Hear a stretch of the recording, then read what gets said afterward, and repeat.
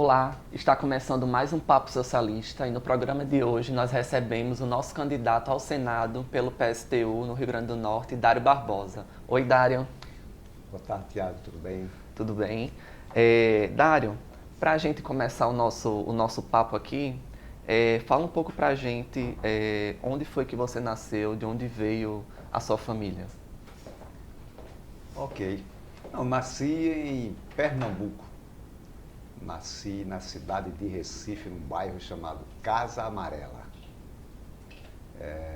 Mas só fiz nascer lá porque depois eu saí de lá com 2 anos de idade e fui morar em Santo Amaro. Em Santo Amaro, um lugar chamado Vila Naval, né, faz parte da Vila Naval. Ficava entre a fronteira de Recife, né, a Cruz Cabugá e Olinda, quando começava a escola de aprendizes marinheiro. Então nasci lá e estudei boa parte também lá. Estudei o Jardim da Infância, depois o ginasial, como a gente chamava antigamente, já em Olinda, no ginásio olindense Dom Vital. Depois estudei o segundo grau no ginásio Almirante Tamandaré, que hoje em dia é colégio, né, Colégio Estadual Almirante Tamandaré. Isso no segundo grau, que fica também lá na Vila Naval. E depois, quando tinha uns 15 anos, mesmo já no Almirante Tamandaré, nessa escola de segundo grau, eu já morava em Olinda. Né? Saí de Casa Amarela, fiquei até uns 15 anos na Vila Naval, em Santo Amaro, depois fui para Olinda. Então, de 15 a 16 anos, eu fiquei em Olinda já. Então, no final da adolescência, a parte, vamos assim dizer, adulto, eu morava em Olinda. E quando foi com 27 anos de idade, eu vim embora para Natal. Uhum. Aí de 27 anos até agora, então eu moro aqui em Natal. Né? Mas eu nasci mesmo em Pernambuco. Sim, e a sua militância política, ela começou aqui no Rio Grande do Norte ou já começou lá em Pernambuco? Os primeiros passos, na verdade, os primeiros passos começaram lá em Recife, lá em Pernambuco, né? Porque a gente ouvia algumas conversas, mas só muito assim distantes, né? Dentro da escola, né? Que era dentro da Vila Naval, que era o ginásio Olindense Dom Vital, que eu já morava em Olinda, mas ia estudar lá no segundo grau, que é perto. Né? Então já tinha aqueles comentários, né? De alguns alunos mais velhos e também de alguns professores. Eram coisas muito reservadas, não tinha nada disso nos livros, não tinha essa resistência, como chamava antigamente, que já era na época da ditadura militar. Então não tinha nada disso, né? Assim, nos livros, não se discutia isso. Com raras exceções, né? de alguns padres, alguns pastores ou de alguns professores, né? É que você via alguma coisa algum comentário sobre a situação política e econômica do país em plena ditadura militar naquele tempo. Uhum. Então isso me chamou a atenção, mas assim, muito leve, né? Aí depois eu passei no vestibular em 74, fui para a universidade. Na universidade foi que a gente viu mais coisas dessa natureza. Né? Mas aí tive contato com alguns alunos, né? Um curso de educação física, mas era muito pouco o curso de educação física, era um curso novo na universidade. E era um curso, como todos os cursos, mas as universidades naquele período eram muito controladas. Pra você ter uma ideia, o subcoordenador, o vice-reitor da universidade era um professor que ensinava ética profissional lá no nosso curso de educação física, e ele fazia parte desse sistema de controle da ideologia, assim, dentro das universidades. Né? E um professor que nós tínhamos também lá, um professor de atletismo, inclusive, ele também era um bom professor no sentido de atletismo, mas ele fazia parte, vamos assim dizer, dos organismos, né, de controle de segurança, que antigamente a gente chamava SNI. Então, tinha uma série de professores dentro de cada curso e dentro das universidades, no sentido geral, que controlavam os movimentos dos alunos, de professores, acompanhavam. Então, tudo isso eu observei. Alunos, inclusive, que já estavam ganhos para ajudarem os professores no curso que eu trabalhava, que eu estudava. Então, tudo isso a gente assistiu ainda de forma, vamos assim dizer, acompanhando, mas então, do segundo grau para a universidade foi que a gente foi tomando contato com a situação, o regime político do país, o que era uma ditadura, o que acontecia, as primeiras notícias sobre prisão, essa coisa toda, eu tive justamente dentro da universidade, né? E foi em 74 foi um momento muito duro. Já vinha, mas também foi um momento muito duro. Então, nós tivemos contato com tudo isso, né? E a gente foi tocando a vida, terminamos o curso, mas tive alguns problemas, porque quando eu terminei o curso, pela minha relação com os alunos dentro das escolas, eu não consegui emprego, porque eu estava numa lista de pessoas que a escola, sei lá, a coordenação, se esforçava para localizar esses alunos em alguns empregos, mas nunca tive assim nenhum problema diretamente, né? A não ser com alguns conselhos, né?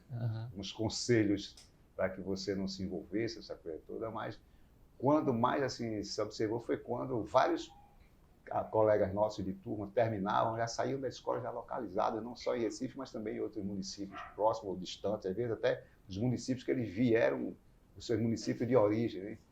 Já conseguiu emprego. Mas teve uma turma que não conseguiu, né? Teve que ralar muito para conseguir emprego por seu próprio esforço.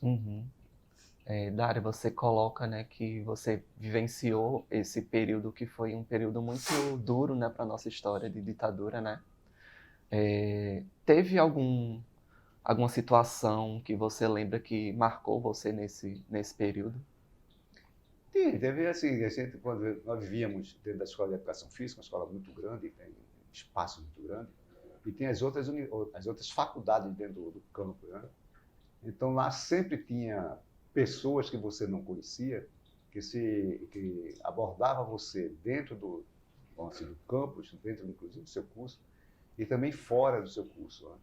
Para, digamos, para você estar num lugar que você, como aconteceu 2 vezes comigo, você está num lugar, ou está no centro da cidade, e de repente um estranho chega para você e diz que aconselha você, dá um conselho para você, para que você se preocupe só em estudar. Entende? A obrigação de vocês na universidade é só estudar, então você se preocupe só em estudar. Vai estudar e tentar terminar seu curso. Então, lá na universidade é lugar de estudar, não é lugar para você estar se juntando com movimentos. Né? Então, isso por 2 vezes, né? Isso ocorreu comigo. Mas aí, eu terminei o curso, eu precisava muito trabalhar, eu trabalhava à noite, então eu passava muito tempo fora da universidade, fora do curso, inclusive. Tive muita dificuldade para terminar o curso, porque precisava trabalhar.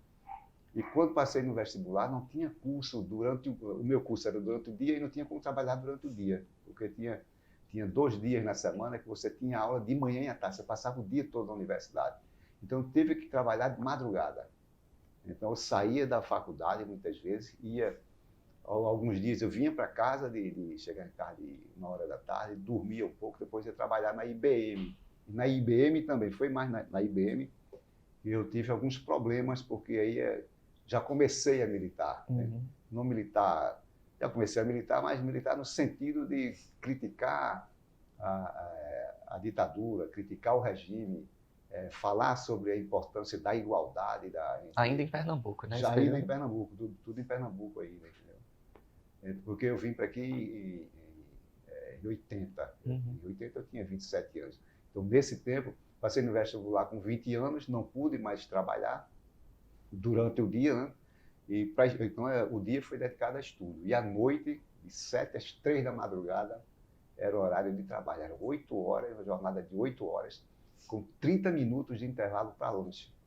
Então, nesse período, aí depois, com 7 meses que eu estava lá na IBM, ainda me lembro como fosse hoje, o diretor-geral, o gerente-geral do Nordeste, me convidou, quando eu cheguei de 7 horas, eu bati o ponto, o encarregado disse, o chefe quer falar com você. Eu fui lá. Aí ele me sentou, me pediu para me sentar, começou a conversar comigo e ele me chamou para me demitir. Né? Me demitir porque eu estava organizando muitas reuniões lá dentro e fora, não sei o que tinha. Uhum. Porque todo mundo era monitorado, né? Principalmente, né? Como eu já tinha recebido alguns conselhos na universidade, então, quando eu fui trabalhar, né? Então também ficaram certamente de olho, né? Então, com 7 meses que eu estava na IBM, então o chefe, o gerente geral, me chamou e disse que era para me demitir. Aí eu disse, tudo bem, a empresa é do senhor, é uma multinacional, o senhor faz o que quer. Aí depois, quando eu me levo... IBM, a empresa? A empresa é uma empresa, uma grande empresa, é uma norte-americana, né? Uma empresa muito grande no mundo, uma empresa de computadores, inclusive, né?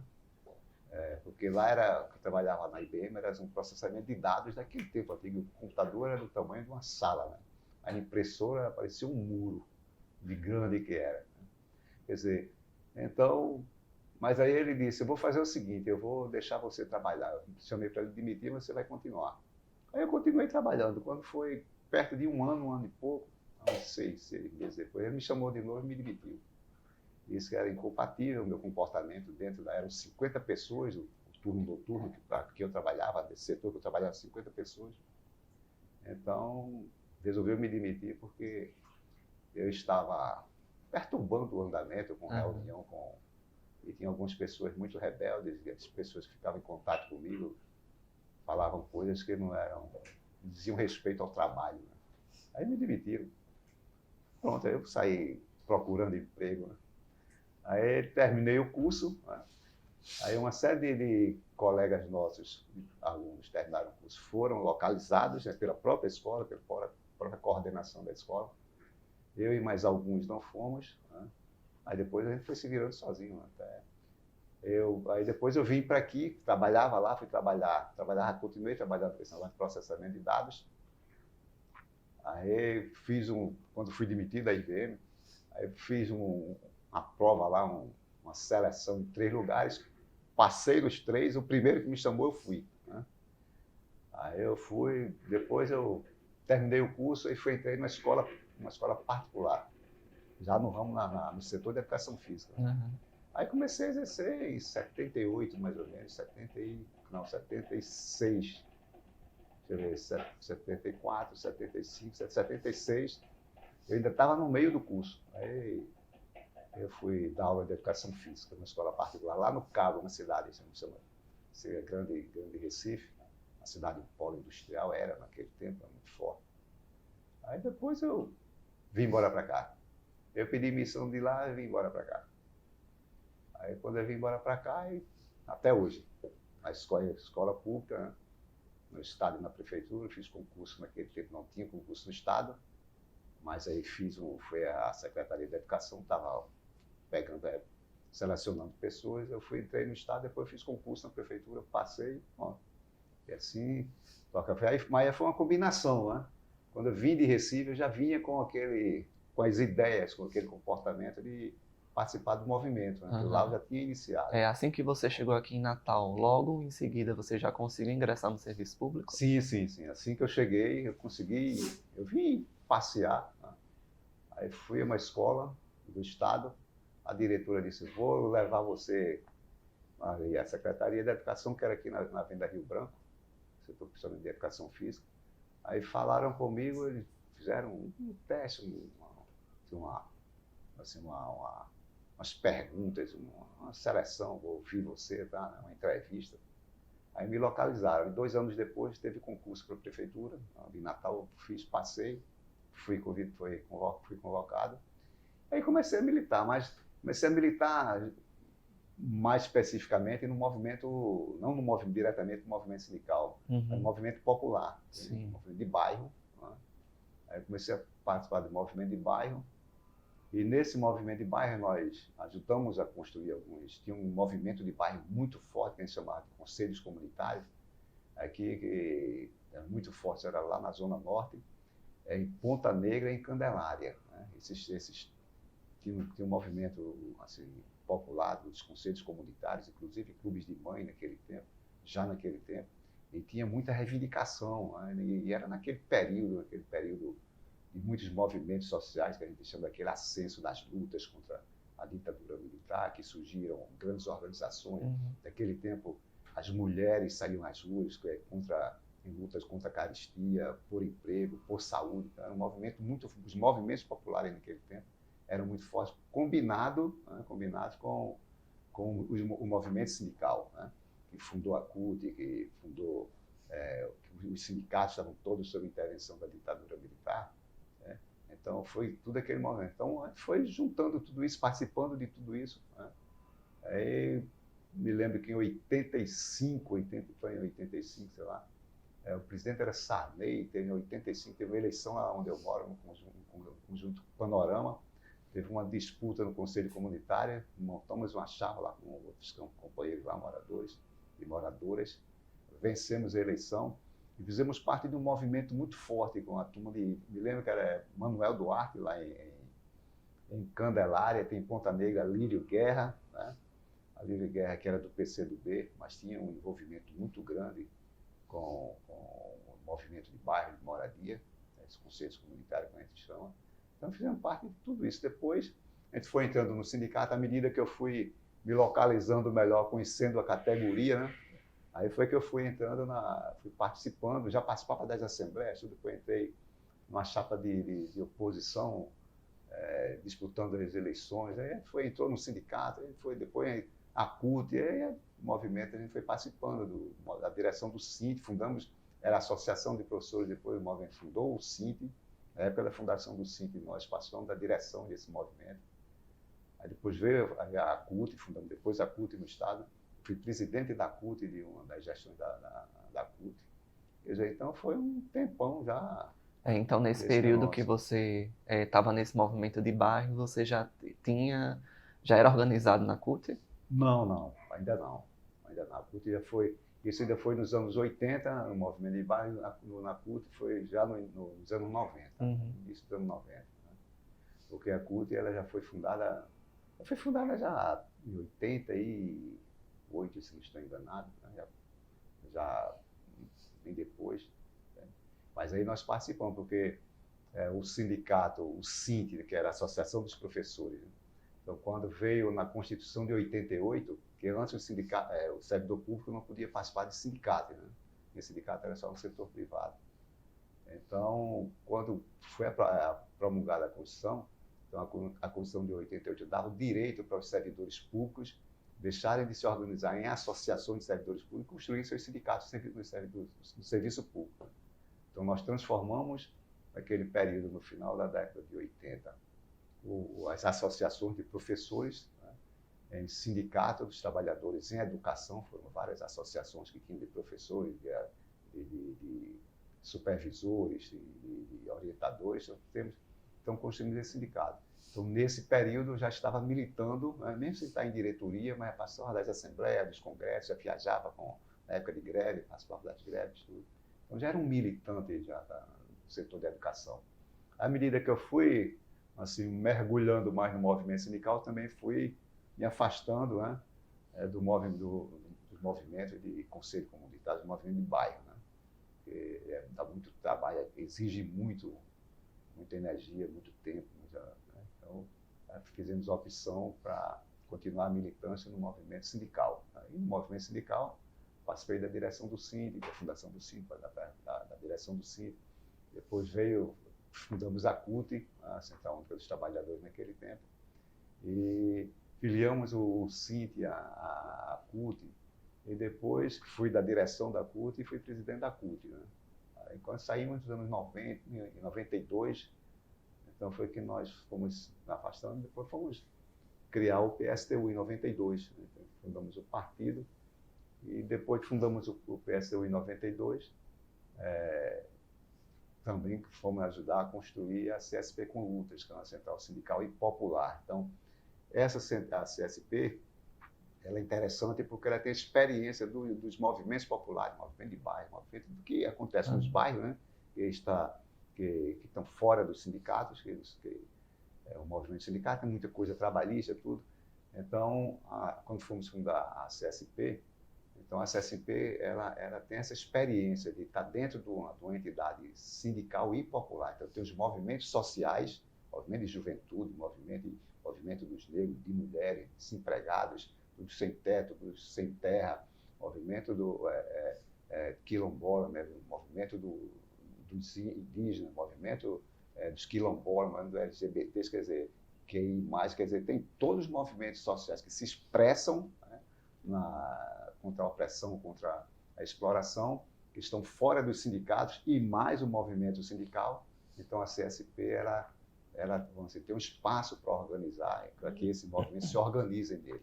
Então também esse período de tempo ajudamos a construir, além do PSTU, primeiro o PSTU, um pouco tempo depois, a CSP. Mas antes do PSTU, você já chegou a construir outros partidos? Como sim, foi essa sua militância organizada em partidos? Sim, sim. No início, quando nós militávamos no movimento de bairro, né? Falei do movimento dos conjuntos, Associação de Moradores, Conselhos Comunitários. Então, eu participei do PT, eu militei ainda no PT. Militei durante um período no PT, o Partido dos Trabalhadores, estava recentemente fundado, né? E por quê? Porque muitos movimentos, principalmente os movimentos de moradores de bairro, né, tinha muitos militantes de partido de esquerda, tinha do PT, tinha do PCdoB e do PCB antigamente, mas também tinha muito forte. O PT tinha uma força muito grande que estava surgindo na década nos anos de 80. Então, eu participei do PT, já militando no movimento de bairro, já estava, do ponto de vista de partido, a minha militância foi no PT. Aí depois foi que lá na frente, em 92, foi que nós saímos para construir o PSTU. Mas conta um pouco para a gente, como que foi essa sua ruptura com o PT? Não, rompi com o PT porque foi justamente em 99, em 92. Em 92 teve um movimento muito forte que foi o Collor se elege em 90, né? Foi 90, assumiu em 91, né? Então, o que acontece? Veio o impeachment do Collor. Tá?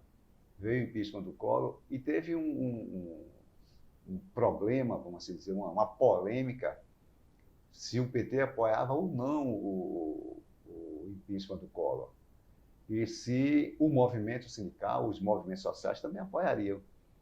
No caso da CSP, no caso da CUT, a CUT, num primeiro momento, assim como o PT, naquele tempo, eles vacilaram, eles relutaram em apoiar o impeachment do Collor. Né? E pelo menos na CUT, isso foi um problema sério, porque várias CUTs estaduais se levantaram para que a CUT nacional, né, declarasse publicamente que apoiaria o impeachment do Collor, porque o Collor tinha já se desgastado. Né? E, ao não fazer isso, teve uma ruptura, vários setores dentro da CUT romperam com a CUT. O setor que eu militava, assim, a corrente dentro do PT, né, que eu militava, ela foi muito crítica em relação à CUT. Mas eu e mais outros companheiros, nós saímos do PT, foi justamente nesse período, do PT e da CUT, justamente nesse período, porque eles não se decidiram imediatamente a romper a apoiar o impeachment do Collor. Só vieram fazer isso depois, tanto a CUT como o PT, porque a juventude, o movimento estudantil, principalmente a juventude, deu início àquele movimento das caras pintadas. Né? Então, o movimento estudantil, a força do movimento estudantil, a juventude, né, o movimento da juventude, com o movimento de cara pintada, fez com que foi como instrumento de pressão para que a própria CUT, inclusive, e o PT, começasse a se incorporar no movimento e apoio ao impeachment do Collor. Mas aí nós já tínhamos decidido em sair mesmo do PT e depois sair da CUT para construir outra organização partidária, que no caso foi o PSTU, né? Mas não foi uma coisa, saiu e construiu, foi todo um movimento, saímos do PT, depois construímos um movimento chamado Movimento pela Construção de um Novo Partido, né? Que isso durou um ano, teve todos os camaradas que saíram, os companheiros e camaradas saíram do PT naquele período, nos juntamos e construímos um movimento. Né? Era um movimento pequeno, evidentemente, o PT era muito forte antigamente, mas esse movimento fez com que era um debate, né, nacional para construir um novo partido. Né? E esse debate passou um ano, tem toda uma discussão programática, qual era a política, qual o programa, né? Passamos um ano fazendo reunião, fazendo encontros, seminários. Foi um movimento muito rico, um período muito rico, que desembocou, né, em um encontro nacional para a Fundação PRO, que a gente chama Encontro Nacional PRO-PSTU. A sigla, inclusive, foi discutida nesse encontro nacional, nesse grande encontro nacional para aprovar a construção, o nascimento de um novo partido. Mas, além de ter um acordo programático, né, a política, tudo isso, tem um nome, né, tem uma sigla. E a sigla também foi fruto da discussão, do debate desse encontro nacional. E nesse encontro nacional, todo o programa que nós defendemos até hoje, evidentemente adaptado à realidade que se vive, né? A política e o nome, Partido Socialista dos Trabalhadores Unificado, foi construído lá atrás, né? Fruto da ruptura que houve, das rupturas que aconteceram em 92 e um ano depois, 94, início de 94, foi que fundamos o PSTU, né? Fruto de toda essa discussão de quase 2 anos. Além desse elemento, né, que foi crucial para a ruptura de vocês com o PT, que foi a questão do impeachment, quais outras políticas que também contribuíram para isso? Na verdade, teve um grande debate dentro já naquele tempo na CUT, né? E que acaba expressando também fora do movimento sindical, né?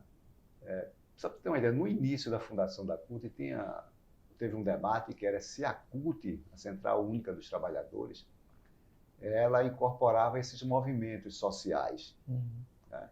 Ou se ela era um movimento só para sindicato, uma entidade só para sindicato.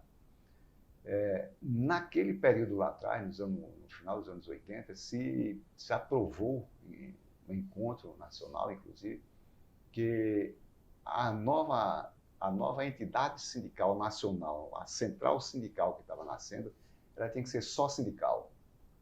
E isso foi uma perda muito grande porque teve um atraso nos outros movimentos sociais, né?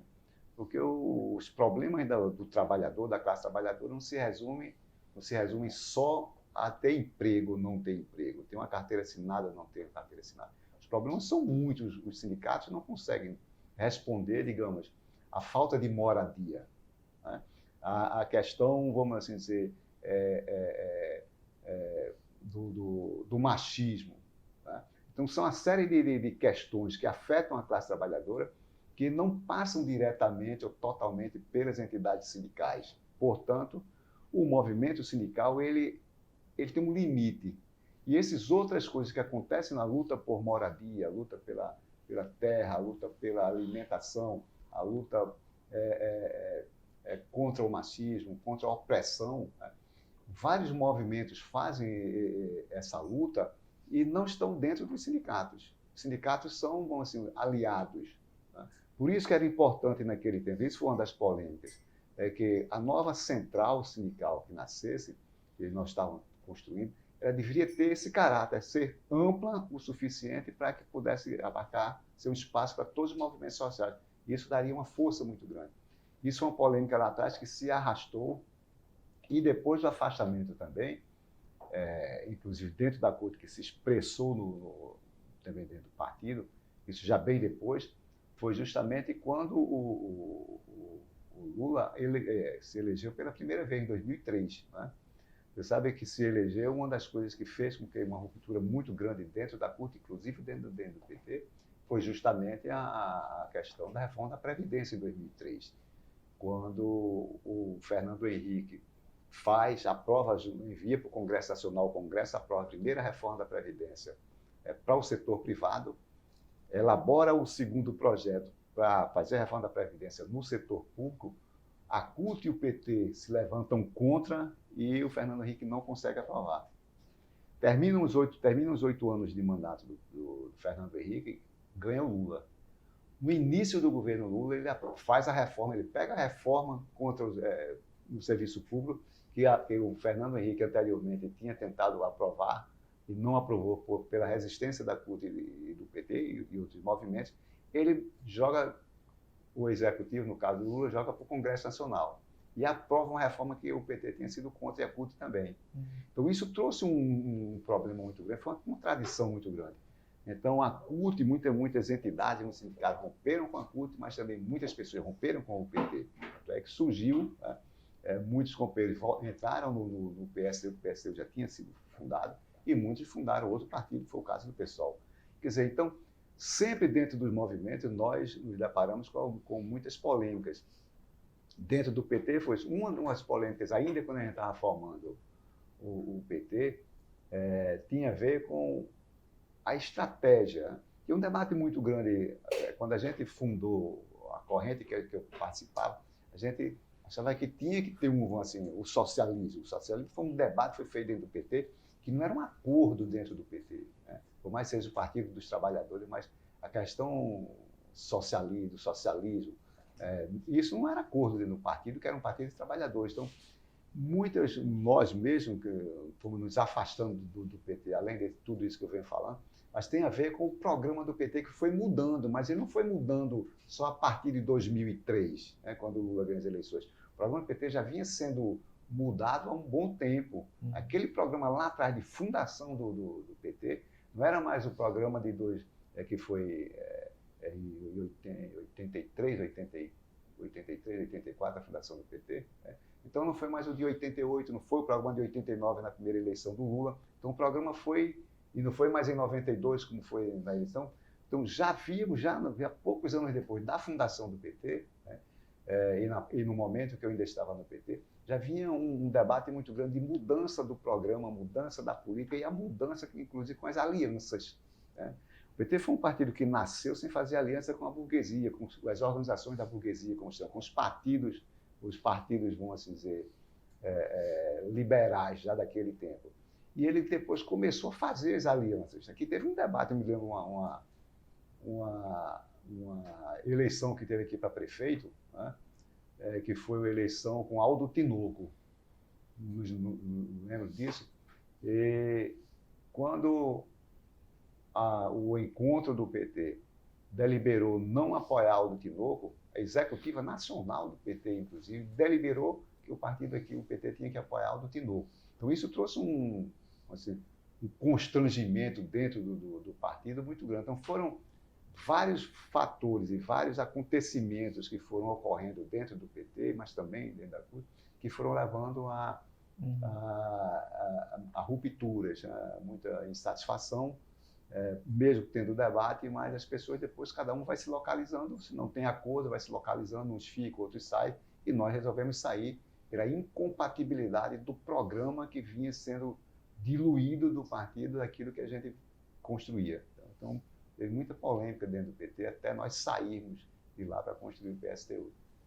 Sim. Dário, você já foi candidato outras vezes, né, pelo PSTU.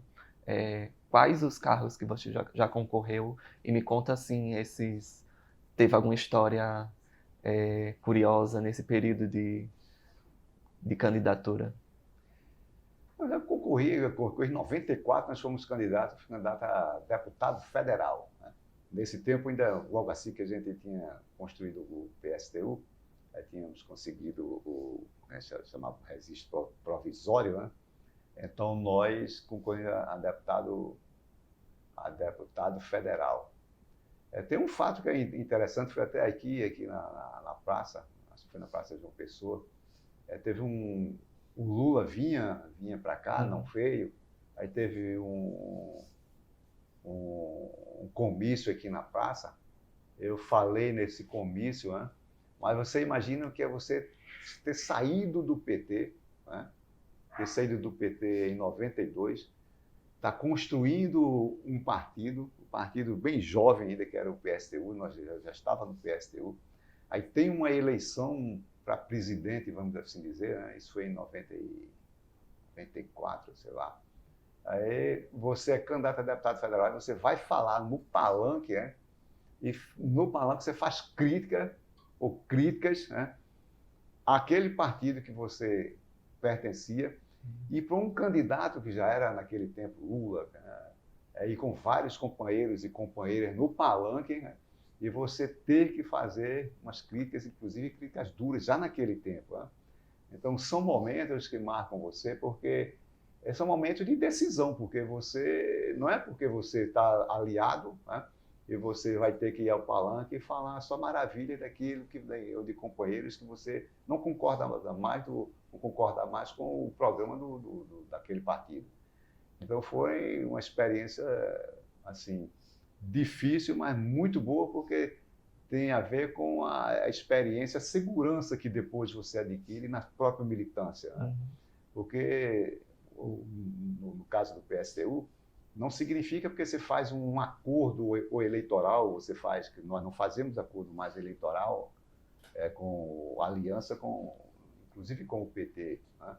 Mas, digamos, naquele tempo era, vamos assim dizer, era previsível, porque estava fundando um partido pequeno, e havia possibilidade de você ter aliança com um partido, como era o caso do PT naquele tempo, dentro da classe trabalhadora, dos movimentos sociais, tem muita força, muito respeito, muita autoridade.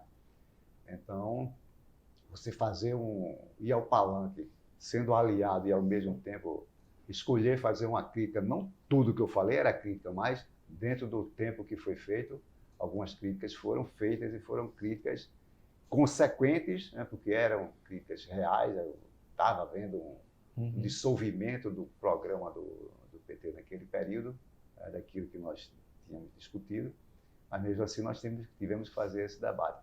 As outras vezes, assim, eu fui candidato a deputado federal, depois em 96 eu fui candidato a prefeito, né?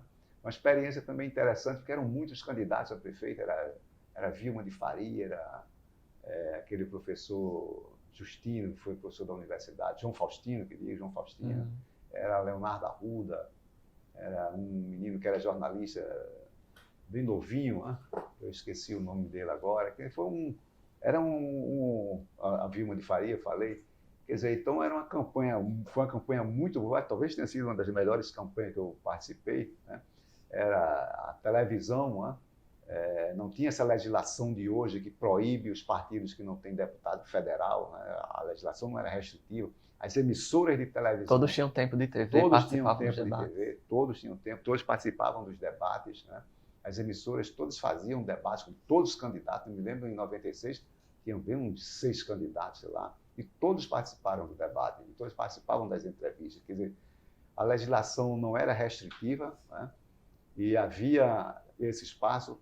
Hoje você vê o seguinte: a televisão, as emissoras de televisão, elas são uma concessão pública, recebem dinheiro público, o tempo eleitoral, né, que se chama o horário eleitoral, elas recebem por esse horário, e elas, por uma legislação, né, o partido que não tiver candidato a deputado, o partido que não tiver deputado federal, né, lá no Congresso, não participa, elas vetam. Eu acho que isso tem a ver com o próprio Congresso Nacional, mas inclusive essa legislação, partidos como o PT, o PSOL, o PCdoB, votaram a favor disso, lá atrás, há uns 4, 5 anos atrás, em 2014, 2015, sei lá.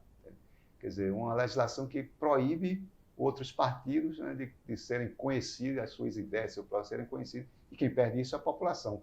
A emissora de televisão ganha, né, porque recebe dinheiro público e não tem, segundo ela, dá muito trabalho para fazer uma entrevista com todo um debate com todo mundo, com todos os candidatos, e acaba prejudicada a população porque paga imposto para essas emissoras de televisão e muitos querem saber o que é que o PSTU pensa. E não conseguem porque as emissoras de televisão, não paradas por uma lei, né, de responsabilidade também do Congresso Nacional, não passam. Mas quer dizer que as emissoras de televisão e rádio, independentemente do número de deputados ou não que um partido como o PSTU não tem deputado, mas a lei não proíbe que as emissoras de televisão e rádio elas convoquem os partidos menores que não têm representação no Congresso. Sim. Dário, para a gente ir finalizando aqui a nossa entrevista, fala um pouco sobre as suas expectativas, né, para essa eleição agora, tanto aqui no Rio Grande do Norte quanto nacionalmente, né, que você está com essa tarefa, assumindo a tarefa com a candidatura ao Senado, né? Fala um pouco sobre as suas expectativas para essas eleições. É muito difícil essa eleição, inclusive pelos fatores que eu abordei quase agora, né? É um partido que não tem tempo na televisão, um partido que não tem acesso, né, no cotidiano a mídia, né? Principalmente no período eleitoral, a maior parte da população vamos assim dizer, se informa sobre as eleições, sobre os candidatos, né? Nos programas eleitorais, nos debates, nas audiências, melhor, nas entrevistas, dependendo ou pequeno, ou com tempo curto ou longo. Quer dizer, então há um debate. E o que o partido faz? Então, se o partido vai fazendo movimento, muitas vezes o partido faz uma boa atividade e boa parte da imprensa não se interessa porque acha que é um partido pequeno, né? Então, todas essas dificuldades, né, nós não nos abatemos, não ficamos abatidos por causa disso. Então, a nossa expectativa é que essa campanha eleitoral, com todos os problemas que estão acontecendo de não ter acesso ao tempo à televisão e rádio, de não ter acesso a grandes entrevistas, grandes veículos de comunicação, né? E com outro elemento que é essa polarização, mas nós estamos observando que essa expectativa do partido ser conhecido, do que as propostas que ele apresenta para resolver os problemas desse país, os problemas da nossa classe, problemas de saúde, educação, habitação, de falta de alimentação, nós estamos conseguindo, com todas essas contradições, né? Nós estamos conseguindo ser ouvidos e vistos, mais inclusive do que em muitas de eleições passadas. Isso é uma coisa interessante porque você vê, a Vera já foi candidata a presidente na eleição passada, mas se você for avaliar, hoje ela é muito mais conhecida e tem muito mais espaço, né? Não só por causa das novas mídias, mas porque há um interesse da população em saber o que é que um partido desse, que toda eleição está falando coisas que são importantes, mas ainda não tem um canal para ser amplamente ouvido. Então nós estamos avaliando que essa eleição é uma eleição que nos traz muita expectativa e muitas promessas do partido se afirmar como um partido de esquerda que defende o socialismo, que defende a classe trabalhadora e tem projetos para esse país e para a classe. Vou dar um exemplo, né? A candidatura da Vera, eu já falei isso, a candidatura da Rosália, assim como de vários candidatos e candidatos a governo nos estados aqui nesse país. A da Rosália. Nós achamos que é muito importante que as pessoas observem o que a Rosália está falando para a saúde e para a educação. É muito importante que as pessoas observem o que é que a Rosália está falando do ponto de vista da situação da classe trabalhadora, o feminicídio, a violência contra as mulheres, a situação da violência contra a juventude que tem a ver diretamente com as mães, ou seja, com as mulheres quando perdem seus filhos e suas filhas. Então é muito importante prestar atenção porque a Rosália está falando sobre isso. E isso tem a ver com o cotidiano da nossa classe, né? Por isso que ela está sendo, nós estamos também avaliando, que ela está sendo ouvida dentro de todas essas limitações. Esse ano há uma certa atenção, a população está prestando mais atenção ao PSTU. Está observando, você está nos observando. E isso é muito bom. É muito bom porque estão nos observando, prestando atenção que o PSTU e os seus militantes, seus candidatos estão fazendo, né, de uma forma mais atenciosa do que nas campanhas passadas. Por isso que quando a gente anda na rua, eu mesmo ando na rua, as pessoas dizem, eu vou votar naquela candidata do PSTU. E fala da Rosália. Antigamente você não via isso, as pessoas espontaneamente falando que votavam no candidato do governo, como eu já fui candidato a governo. E hoje fala espontaneamente, que vai votar em Rosália. E assim nos nossos outros candidatos também. A minha candidatura, que você falou, a minha candidatura ao Senado, ela tem a ver com fazer um debate, porque o Senado, os senadores, as pessoas não sabem qual a utilidade que tem um senador, né? Assim como as pessoas não sabem qual a utilidade do deputado federal, né? Então, a nossa discussão é mostrar para a população que essa turma que diz que representa 3 senadores do estado do Rio Grande do Norte, os 8 deputados federais, né? Nós queremos que as pessoas saibam o que é que eles fazem lá em Brasília, e não necessariamente eles defendem os interesses da população nem dos estados. Então, a nossa discussão é essa, fazer uma denúncia do comportamento e das ações de senadores e deputados que estão lá em Brasília. Todo mundo já ouviu falar, o cara é deputado, candidato a deputado federal, eu vou aqui, eu quero seu voto para representar vocês aqui. Quando chega lá no Congresso Nacional em Brasília, O sujeito deixa de ser deputado federal, que diz que vai representar o povo, prometendo de joelho, chega lá, é o candidato, é o deputado do presidente da República. Se for um presidente da República do PT, como a gente viu anteriormente, eram todos representantes do PT, do presidente Lula. Agora, boa parte, a maioria é representante não das suas bases, os eleitores do seu estado, né? Mas sim do presidente Bolsonaro. E assim são os senadores, né? Quer dizer, então um debate que nós queremos fazer para chamar a atenção para a população.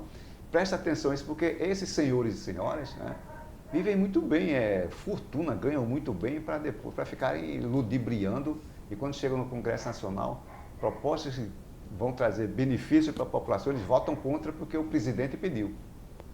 Então a nossa candidatura é nesse sentido. Então, aqui mesmo, né, nós estamos vendo aí os 3 principais candidatos ao Senado, como o Carlos Eduardo, o Rogério Marinho e o Rafael Mota, né, são candidatos de algum presidente. Amanhã o Rogério Marinho foi deputado federal, né? Então foi o deputado federal do presidente lá de Bolsonaro, foi ministro inclusive de Bolsonaro. O Carlos Eduardo foi prefeito aqui, era prefeito contra a população, não era prefeito a favor da população, né? Imagina Carlos Eduardo, um senador, não vai ser um senador a favor do Estado, vai ser a favor de quem melhor lhe agrade lá com as emendas parlamentares lá no Congresso Nacional. E o Rafael Mota da mesma forma. Quer dizer, então, esse tipo de funcionamento, de parlamentar, de político, a nossa candidatura tem o objetivo de explicar para a população que com esses aí, nem a população nem o Estado tem nenhum futuro com os deputados federais dessa forma e os senadores dessa forma. Muito obrigado, viu, Dário? Nós agradecemos a vocês. E nós encerramos aqui mais um Papo Socialista, né? Hoje nós entrevistamos o professor Dário Barbosa, candidato aqui pelo PSTU no Rio Grande do Norte ao Senado. Sigam o Dário nas redes sociais, né? Ele está no Instagram, está no Facebook. Sigam também o nosso partido, né? O PSTU-RN, também no Instagram, no Facebook. E esse programa vai estar disponível no nosso canal do YouTube. É só procurar lá no YouTube PSTU-RN, e vocês podem conferir tanto a entrevista do Dário quanto a das outras candidaturas. Até mais.